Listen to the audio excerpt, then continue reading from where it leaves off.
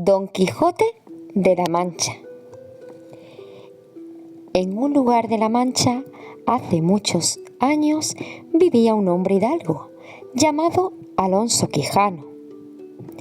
Poseía tierras de labranza que le producían para vivir bien. A Alonso Quijano le llamaban el Bueno, porque repartía muchas limosnas entre los pobres. Nuestro hidalgo tenía unos 50 años. Era de complexión recia, seco de carnes, enjunto de rostro, gran madrugador y amigo de la caza. Junto con él vivía una sobrina y una ama de llaves o criada. El buen Alonso Quijano administraba sus tierras y los ratos que estaba ocioso los dedicaba a leer libros de caballerías. Se llamaban novelas de caballerías. Eran muy voluminosas y narraban aventuras de caballeros. Eran héroes imaginarios que luchaban contra gigantes y dragones. Recibían mortales heridas y se las curaban con un bálsamo misterioso. Cada caballero tenía una dama, que era una especie de novia a quien dedicaba todas sus hazañas y victorias. Las aventuras de estos caballeros andantes eran pura fantasía, lo mismo que los hombres de ellos mismos. Tales fueron Floristamarte de Hircania, el caballero Platir, don Amadís de Gaula, don Palmerín de Inglaterra, etc. Nuestro hidalgo Alonso Quijano tomó tanta afición y gusto a leer estos libros de caballerías que olvidó la administración de su hacienda y vendió tierras de sembradura para comprar libros. Se pasaba las noches de claro en claro y los días de turbio en turbio, siempre leyendo novelas de caballerías. Hasta que de tanto esfuerzo como hizo, el pobre caballero perdió el juicio. Su fantasía se le llenó de aquello que leía en los libros: batallas, pendencias, desafíos, heridas, amores, encantamientos, gigantes y otros disparates imposibles. Ya rematado de su juicio, vino a dar en la más extraña locura, y fue hacerse caballero andante e ir por el mundo con sus armas y su caballo en busca de aventuras. Con este propósito encontró una armadura completa y una espada, y una lanza que habían sido de sus bisabuelos. Las limpió lo mejor que pudo y probó que le venían bien al cuerpo. Después fue a ver a su caballo, que aunque medio enfermo y flaco, le pareció bueno. Entonces se lanzó a vivir sus fantasías. Comenzó a pensar en qué nombre se pondría. Y pensó: Don Quijote de la Mancha. A su rocín lo bautizó con el nombre de Rocinante. Ahora ya tenía un caballo que se llamaba Rocinante. Solo tenía que pensar en una dama de sus amores para dedicarle todas sus hazañas. Como Don Quijote había estado enamorado en su juventud de una campesina del pueblo vecino de Toboso, llamada Aldonza Lorenzo, no se le vino a la memoria otra mujer sino ella, y también la bautizó con un nombre poético musical, llamándola Dulcinea de Toboso. Le quedaba por conseguir un escudero o acompañante, tal como había leído que tenían todos los caballeros. Mandó a buscar a un campesino del lugar conocido por Sancho Panza. Sancho era casado y con hijos, regordete, gran comilón, muy hablador y amigo de refranes.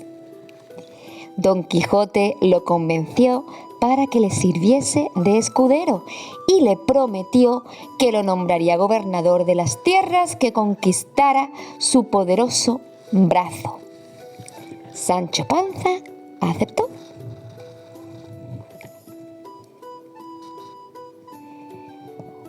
Una noche salieron del lugar Don Quijote y su escudero. Don Quijote iba montado en su caballo Rocinante y Sancho en un burro. No se habían despedido de nadie y tomaron por un camino llano. Caminaron toda la noche y al amanecer alcanzaron un pequeño poblado. A lo lejos se movían las aspas de unos 30 o 40 molinos de viento, de los usados para triturar el trigo. En cuanto los vio, le dijo a su escudero: «Mira, Sancho, cómo la fortuna nos va favoreciendo. Esos terribles gigantes que ves allá moviendo desaforadamente los brazos me invitan al desafío». «¿Qué gigantes?», dijo Sancho Panza. «Mire vuestra merced, que aquellos de allí no son gigantes, sino molinos de viento, y lo que parecen brazos no son brazos, son las aspas del molino, que movidas por el viento hacen andar la piedra del molino». «Bien parece», respondió Don Quijote, «que no entiendes de esto de las aventuras. Ellos no son molinos, son gigantes, y sí, tienen miedo. Apártate de ahí y ponte en oración mientras que yo voy a entrar con ellos en fiera y desigual batalla». Y diciendo esto, picó espuelas a Rocinante, sin atender a las voces que Sancho daba. A todo galope del flaco, Rocinante se dirigió a los molinos mientras les iba gritando: «¡No huyáis, cobardes civiles criaturas! Que es un solo caballero el que os acomete». Y encomendándose de todo corazón a su señora Dulcinea, arremetió y embistió al primer molino que estaba delante, dándole una lanzada en el aspa. Hizo pedazos la lanza, pues el viento la movía con tanta fuerza que la arrastró tras sí al caballo y al caballero. Don Quijote fue rodando muy maltrecho por el campo. Fue entonces cuando acudió Sancho Panza a todo correr con su asno, y cuando llegó vio que no se podía menear. «¡Válgame Dios!», dijo Sancho, «¿no le dije yo a vuestra merced que mirase bien lo que hacía?